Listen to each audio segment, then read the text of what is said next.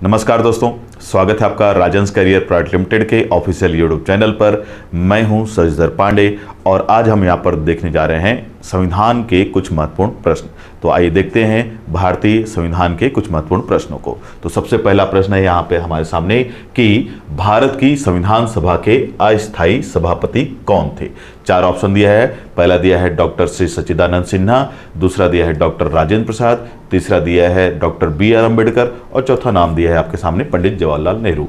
तो प्रश्न बहुत ही महत्वपूर्ण है। प्रश्न में क्या पूछा गया है कि भारत की जो संविधान सभा थी, क्या संविधान सभा कब बनी है, तो आपको पता होना चाहिए कि 1946 में। तो संविधान सभा का निर्माण कब हुआ? 1946 में।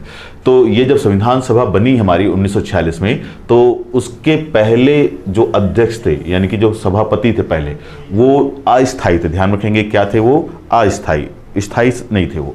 तो इसलिए प्रश्न में क्या पूछा गया कि भारत की संविधान सभा के अस्थायी सभापति या अध्यक्ष कौन थे। तो चार ऑप्शन यहाँ पे जो दिए गए हैं, उन चारों में से जो इस प्रश्न का सही जवाब है वो है ऑप्शन ए। कौन? श्री सच्चिदानंद सिन्हा जो थे वो इसके अस्थायी अध्यक्ष या सभापति थे। और ये मीटिंग हुई थी कब? तो ये मीटिंग भी आपको याद रखना है। ये मीटिंग हुई थी 9 दिसंबर को। कब? 1946। तो 9 दिसंबर 1946 को, 1946 को भारत का संविधान बनाने के लिए एक संविधान सभा गठित की गई और उसकी पहली मीटिंग हुई। कब हुई पहली मीटिंग? तो 9 दिसंबर 1946 को। और जिस दिन ये पहली मीटिंग हुई उस दिन इसके लिए एक अस्थायी अध्यक्ष चुना गया और वही अस्थायी अध्यक्ष कौन थे? डॉक्टर सच्चिदानंद सिन्हा या श्री सच्चिदानंद सिन्हा। अब इनको क्यों चुना गया इसके बारे में भी आपको जानना चाहिए। ये इसलिए चुना गया इनको क्योंकि उस समय संविधान सभा में सबसे उम्रदराज व्यक्ति थे। तो इनको उनकी उम्र में जो इनकी उम्र सर्वाधिक थी सारे सदस्यों के बीच में से, इसलिए इस आधार पर चुना गया। तो सबसे उम्रदराज व्यक्ति थे कौन? श्री सच्चिदानंद सिन्हा जी। इसलिए ही उनको क्या चुना गया? संविधान सभा का पहला अध्यक्ष या एक तरह से क्या कह सकते हैं आप लोग, अस्थायी अध्यक्ष। जबकि आपको यहाँ पर यह भी याद रखना चाहिए कि ये जो संविधान सभा थी इसकी जो अगली बैठक होती है, कब होती है? वो 11 दिसंबर को होती है, 11 दिसंबर 1946 को। और 11 दिसंबर 1946 को जब इसकी अगली बैठक होती है उस दिन इसके स्थायी अध्यक्ष को चुना जाता है। किसको चुना जाता है? स्थायी अध्यक्ष। और ये स्थायी अध्यक्ष कौन दिखाई देंगे आपको? तो वो दिखाई देते हैं कौन स्थायी अध्यक्ष के रूप में? डॉक्टर राजेंद्र प्रसाद। तो डॉक्टर राजेंद्र प्रसाद इसके जो हैं वो स्थायी अध्यक्ष बनते हैं। तो दोनों ही बातें आपको याद रखनी है कि पहली मीटिंग होती है 9 दिसंबर को 1946 के समय में और उसके अस्थायी अध्यक्ष कौन चुने जाते हैं? डॉक्टर सच्चिदानंद सिन्हा। जबकि दूसरी मीटिंग होती है 11 दिसंबर 1946 को, जहां पर संविधान सभा के स्थायी अध्यक्ष के रूप में डॉक्टर राजेंद्र प्रसाद को चुना जाता है। तो ये दोनों ही बातें आपको ध्यान में रखनी चाहिए। बढ़ते हैं अपने अगले प्रश्न की ओर। हमारा अगला प्रश्न है संविधान का मसौदा तैयार करने वाली समिति या ड्राफ्टिंग कमेटी के अध्यक्ष कौन थे। तो बहुत ही महत्वपूर्ण प्रश्न है कि ये जो हमारा संविधान है, भारतीय संविधान, ये जो आज हमारे सामने मौजूद है और इसकी जो ये रूपरेखा दिखाई देती है, जो इसका फॉर्मेट दिखाई देता है कि कौन सा भाग कहाँ पर होगा, क्या होगा, कैसे होगा, इसकी पूरी व्यवस्था कि भाग 1 में क्या होगा, भाग 2 में क्या होगा, भाग 3 में क्या होगा। तो ये जो आज आपके सामने पूरा एक नमूना दिखाई देता है कि कौन से भाग में कौन सा हिस्सा होगा, मौलिक अधिकार कहाँ पर होंगे, इसको तैयार करने वाला व्यक्ति कौन है, या मतलब इस फॉर्मेट को व्यवस्था प्रदान करने वाला व्यक्ति कौन है, यही प्रश्न पूछा गया है। तो संविधान का मसौदा, हिंदी में आप इसको मसौदा बोलते हैं, इसको प्रारूप भी बोलते हैं। तो ध्यान रखेंगे, प्रारूप या फिर मसौदा तैयार करने वाली समिति यानी कि इंग्लिश में उसको बोलते हैं ड्राफ्टिंग कमेटी के अध्यक्ष कौन थे। तो आज हमारा जो संविधान है वो जैसा दिखाई दे रहा है उसको बनाने वाली कमेटी के अध्यक्ष कौन थे, प्रश्न में ये पूछा गया है। चार ऑप्शन दिए गए हैं यहाँ पे आपके सामने। पहला दिया है JB कृपलानी, दूसरा है राजेंद्र प्रसाद, तीसरा है जवाहरलाल नेहरू और चौथा नाम दिया है क्या? B.R. अम्बेडकर। तो बहुत ही महत्वपूर्ण प्रश्न है, ध्यान रखेंगे कि मसौदा समिति या प्रारूप समिति या फिर ड्राफ्टिंग कमेटी, इसके अध्यक्ष कौन थे? अध्यक्ष थे डॉक्टर भीमराव अम्बेडकर। तो बहुत ही महत्वपूर्ण प्रश्न है, कौन थे इसके अध्यक्ष? B.R. अम्बेडकर। और इस वजह से ही अम्बेडकर जी को भारत में संविधान का पिता या संविधान का जनक कहा जाता है। तो बहुत ही महत्वपूर्ण प्रश्न है, ये बात आपको ध्यान रखना है। बढ़ते हैं अपने अगले प्रश्न की ओर। अगला प्रश्न है भारतीय संविधान है क्या? बहुत ही कठोर, लचीला या फिर अंशतः कठोर और अंशतः लचीला। तो भारतीय संविधान के बारे में अलग अलग जो संविधानविद हैं, यानी कि संविधान के जो विशेषज्ञ हैं, उनके अलग अलग विचार हैं। कई संविधान के विशेषज्ञ भारतीय संविधान को बहुत कठोर मानते हैं, कई इसको लचीला मानते हैं। लेकिन अगर हम ध्यान से देखें, अगर हम इस भारतीय संविधान को ध्यान से देखते हैं तो हमें ये भारतीय संविधान जो है इन दोनों के बीच में दिखाई देता है। ना तो बहुत ज़्यादा कठोर है और ना ही बहुत ज़्यादा लचीला है। यानी कि जहाँ पर संविधान को कठोर होने की जरूरत है वहाँ पर वो कठोर हो जाता है, और जहाँ पर उसको लचीला होने की जरूरत है वहाँ पर वो लचीला हो जाता है, मतलब नियमों को सरल बना लेता है। तो इस प्रश्न का सही जवाब होगा कि भारतीय संविधान जो है वो अंशतः कठोर और अंशतः क्या है, लचीला। तो ये आपको याद रखना चाहिए। बढ़ते हैं अपने अगले प्रश्न की ओर। अगला प्रश्न है गणतंत्र होता है, मतलब यहां पर पूछा गया है कि गणतंत्र शब्द का सामान्य अर्थ क्या है। 4 ऑप्शन दिया गया है। पहला ऑप्शन है केवल एक लोकतांत्रिक राज्य, ऑप्शन बी में है अध्यक्षीय पद्धति शासन वाला राज्य, ऑप्शन सी है संसदीय पद्धति शासन वाला राज्य, और ऑप्शन डी है ऐसा राज्य जहां पर अध्यक्ष वंशानुगत रूप से ना हो। तो गणतंत्र, जिसको इंग्लिश में आप लोग बोलते हैं रिपब्लिक, क्या बोलते हैं, रिपब्लिक। तो इस रिपब्लिक शब्द का हिंदी अनुवाद है गणतंत्र, और गणतंत्र का सामान्य अर्थ यही है कि एक ऐसा देश जहां पर जो शासन प्रमुख या राष्ट्र प्रमुख, ध्यान रखेंगे कि एक ऐसा देश जिसका राष्ट्र प्रमुख जो है वो वंशानुगत ना हो, उसे क्या कहा जाता है राजनीति विज्ञान में, गणतंत्र। तो बहुत ही महत्वपूर्ण शब्द है गणतंत्र या रिपब्लिक।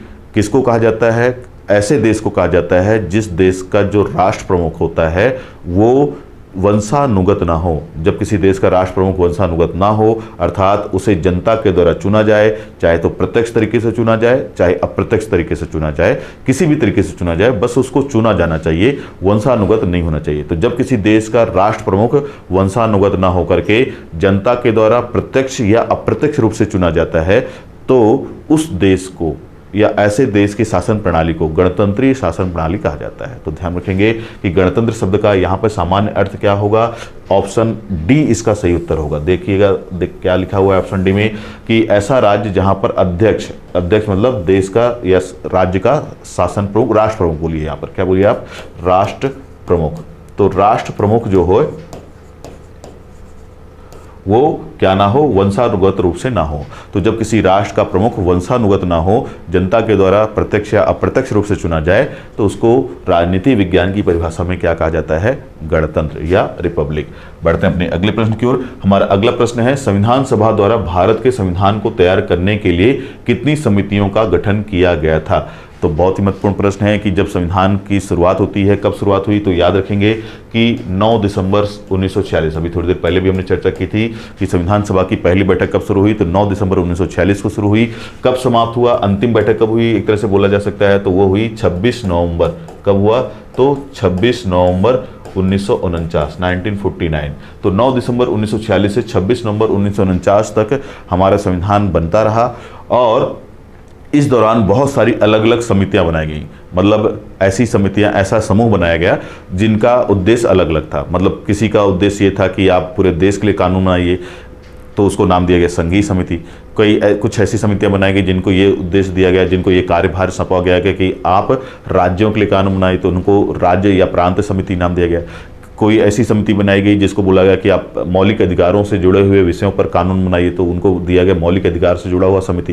तो ये आपको ध्यान रखना है कि संविधान जब निर्माण हो रहा था तो अलग अलग कार्यों या उद्देश्यों को ध्यान में रखते हुए अलग अलग प्रकार की कई समितियां बनाई गई जिनको अलग अलग उद्देश्य दे दिए गए। और इस आधार पर जब हम देखते हैं तो हमें कुल 17 समितियां दिखाई देती हैं। कितनी, तो 17। तो यहाँ पर देखते हैं ऑप्शन सी जो है उसमें दिया हुआ है कि कितनी समितियां थीं, तो टोटल 17 समितियां थीं जब भारत में संविधान के निर्माण का कार्य शुरू हुआ। तो संविधान को बनाने के लिए जिसमें मतलब आपको जो दिखाई देता है कि कितनी समितियां थीं, 17, ये आपको याद रखना है। बढ़ते हैं अपने अगले प्रश्न पर। अगला प्रश्न है कैबिनेट मिशन प्लान के अधीन बनी संविधान सभा में कितने सदस्य थे। तो बहुत ही महत्वपूर्ण प्रश्न है कि कैबिनेट मिशन, कौन सा मिशन, कैबिनेट मिशन कब आया, तो 1946 में आया। और कैबिनेट मिशन प्लान के अधीन बनी संविधान सभा में कितने सदस्य थे। तो यहाँ पर हमको सबसे पहले कैबिनेट मिशन के बारे में जान लेना चाहिए। कैबिनेट मिशन जो है वो वर्ष 1946 में भारत आया था। कैबिनेट का मतलब होता है मंत्रिमंडल। तो यहाँ पर आपको ये भी जानना चाहिए कि ये कैबिनेट मिशन था क्या। तो 1946 में जब ये कैबिनेट मिशन भारत आया था तो 1946 से पहले ब्रिटेन में यहाँ पर आपको थोड़ा सा ये ध्यान में रखना होगा कि भारत का जो संविधान है उसको बनाने में मुख्य रूप से जो भूमिका है वो अंग्रेजों की है, ब्रिटिशर्स की है। तो जब 1944 में द्वितीय विश्व युद्ध समाप्त होता है, सेकंड वर्ल्ड वॉर समाप्त होता है, उसके बाद ब्रिटेन में चुनाव होते हैं और चुनाव के बाद एक नई सरकार, लेबर पार्टी की सरकार चुनाव जीत करके आती है, श्रमिक दल की सरकार चुनाव जीत करके आती है और एक नए प्रधानमंत्री वहाँ पर चुनाव जीत कर आते हैं जिनका नाम है क्लीमेंट एटली। तो क्लीमेंट एटली ने बोला कि अब हम भारत को आज़ाद करेंगे और आज़ाद करने से पहले हम चाहते हैं कि भारत अपने लिए एक अपना स्वयं का संविधान बना ले। और इसी सब उद्देश्यों को ध्यान में रखते हुए उन्होंने एक मिशन बनाया और उस मिशन का नाम है कैबिनेट मिशन।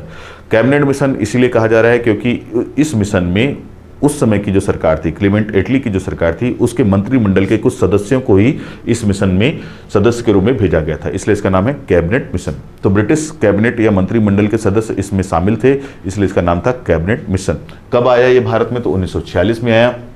जब ये भारत आया तो इसने बहुत सारी महत्वपूर्ण घोषणाएं की, जैसे कि इसने बोला कि भारत के लोगों को अपना स्वयं का एक संविधान बनाना चाहिए और साथ ही साथ इस मिशन ने ये भी बोला कि भारत के लोगों को अपनी सरकार भी बनानी चाहिए। तो सबसे पहले तो उन्होंने बोला, घोषणा की कि चुनाव होने चाहिए, उसके अनुसार चुनाव हुए।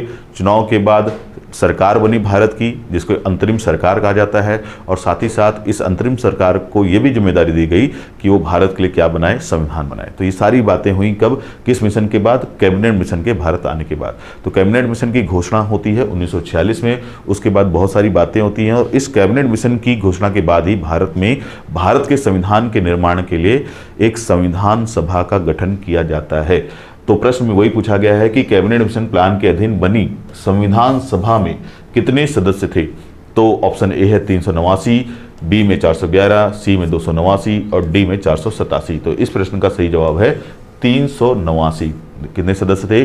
तो भारत का संविधान बनाने के लिए अंग्रेजों ने कुल 389 सदस्यीय एक सभा का गठन किया, जिसे हम किस नाम से जानते हैं? संविधान सभा के नाम से जानते हैं। यहाँ पर आपको ये भी जान लेना चाहिए कि इन 389 सदस्यों में से 292 सदस्य जो थे वो अंग्रेजों के द्वारा शासित क्षेत्रों से, मतलब जहाँ जहाँ पर अंग्रेज शासन कर रहे थे उन क्षेत्रों से चुनाव लड़ करके आने वाले थे। तो जहाँ पर अंग्रेजों का शासन था भारत में, वहाँ पर 292 सीटें आरक्षित रखी गई और वहाँ पर चुनाव हुए और उन चुनाव को में अलग अलग पार्टियां, मतलब जैसे कांग्रेस, मुस्लिम लीग इत्यादि ने चुनाव लड़े और चुनाव जीत करके आए।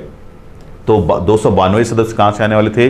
उन राज्यों या प्रांतों से जहाँ पर अंग्रेजों का शासन था। इसके अलावा इसमें 4 सदस्य जो थे वो ब्रिटिश कमिश्नरी क्षेत्रों से, भारत में जो कमिश्नरी क्षेत्र थे अंग्रेजों के, उनसे भी 4 सदस्य आने वाले थे।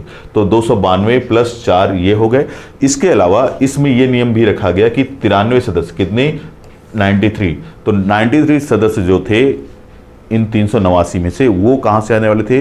वो आने वाले थे प्रिंसली स्टेट्स से, मतलब देसी रियासतों से या रजवाड़ों से।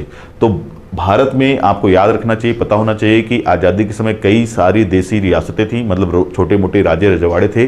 तो अंग्रेजों ने जब संविधान सभा के गठन की बात की तो उन्होंने बोला कि 389 सदस्यीय संविधान सभा होगी, जिसमें से 292 लोग चुनाव लड़ करके आएंगे ब्रिटिश राज्यों से, 4 लोग आएंगे कहाँ से? ब्रिटिश कमिश्नरी क्षेत्रों से, और 93 सदस्य जो हैं वो अलग अलग छोटे बड़े देसी रियासतों के प्रतिनिधि होंगे। ये चुनाव लड़ करके नहीं आएंगे, बल्कि इनको उनकी रियासतों के द्वारा सीधे ही भेज दिया जाएगा।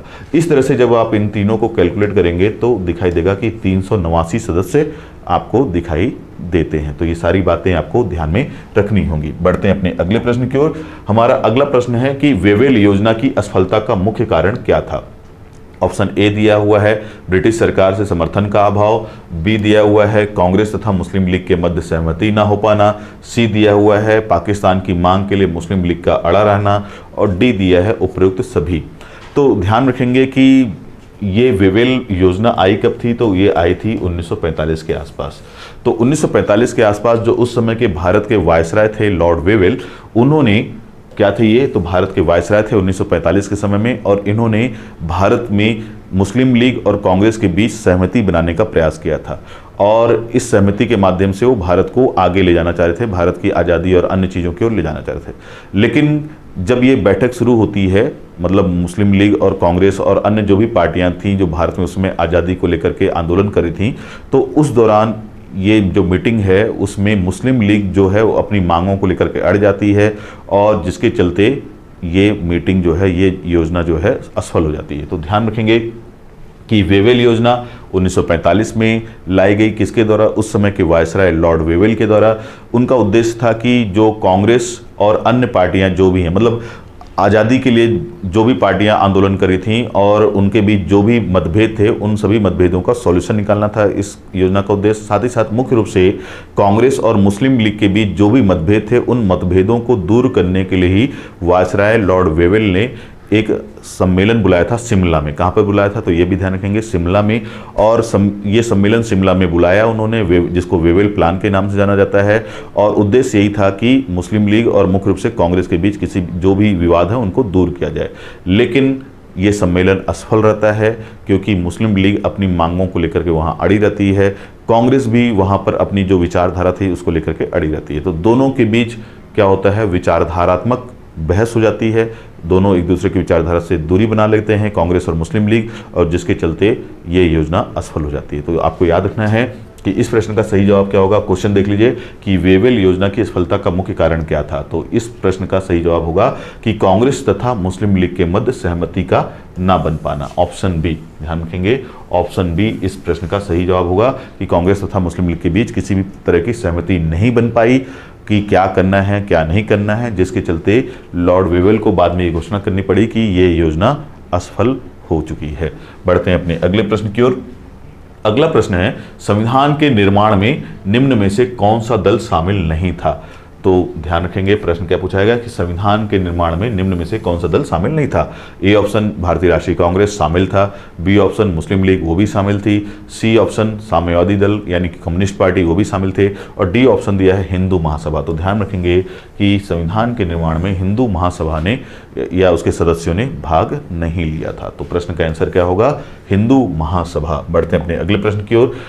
अगला प्रश्न है, हमारे देश का संवैधानिक नाम क्या है। बहुत ही महत्वपूर्ण प्रश्न है कि हमारे देश का यानी कि भारत का संविधान में क्या नाम दिया गया है। तो संवैधानिक नाम मतलब कि संविधान में हमारे देश को किस नाम से जाना गया है या क्या नाम वर्णित है। ऑप्शन ए है भारत, ऑप्शन बी है भारत अर्थात इंडिया, ऑप्शन सी है हिंदुस्तान, और ऑप्शन डी है आर्यावर्त। तो आर्यावर्त। तो ध्यान रखेंगे इस प्रश्न का सही जवाब है ऑप्शन बी। क्या है? Option B. हमारे संविधान में हमारे देश को भारत अर्थात इंडिया कह करके संबोधित किया गया है। तो बहुत ही महत्वपूर्ण प्रश्न है, क्या है? हमारे संविधान में हमारे देश को भारत अर्थात इंडिया कहा गया है, और ये किस आर्टिकल में कहा गया है? तो ये भी महत्वपूर्ण है, आर्टिकल या अनुच्छेद नंबर 1। तो भारतीय संविधान का जो अनुच्छेद 1 है या आर्टिकल 1 है, उसी आर्टिकल 1 में या अनुच्छेद 1 में ये बात कही गई है कि भारत अर्थात इंडिया ही हमारे देश का नाम होगा। तो ये महत्वपूर्ण प्रश्न है कि हमारे देश का संवैधानिक नाम क्या है? भारत अर्थात इंडिया। बढ़ते हैं अपने अगले प्रश्न की ओर। हमारा अगला प्रश्न है, स्वतंत्र भारत के प्रथम कानून मंत्री कौन थे। जवाहरलाल नेहरू, वल्लभ भाई पटेल, मौलाना अबुल कलाम आजाद या फिर डॉक्टर BR अम्बेडकर। तो बहुत ही महत्वपूर्ण प्रश्न है ये भी कि स्वतंत्र भारत के यानी कि आज़ादी के बाद भारत के प्रथम कानून मंत्री कौन थे या कौन बने। तो इस प्रश्न का सही जवाब है कौन? Doctor BR Ambedkar. तो हमारे पहले कानून मंत्री कौन दिखाई देते हैं स्वतंत्रता के बाद? डॉक्टर भीमराव अम्बेडकर हमारे पहले कानून मंत्री थे। तो ये जो हमने आज यहाँ पर प्रश्न देखे, ये सभी प्रश्न बहुत ही महत्वपूर्ण हैं और इनसे अक्सर प्रश्न आते रहते हैं। तो आप ध्यान रखेंगे। आज के लिए केवल इतना ही, मिलते हैं अपने अगले वीडियो में, तब तक के लिए धन्यवाद।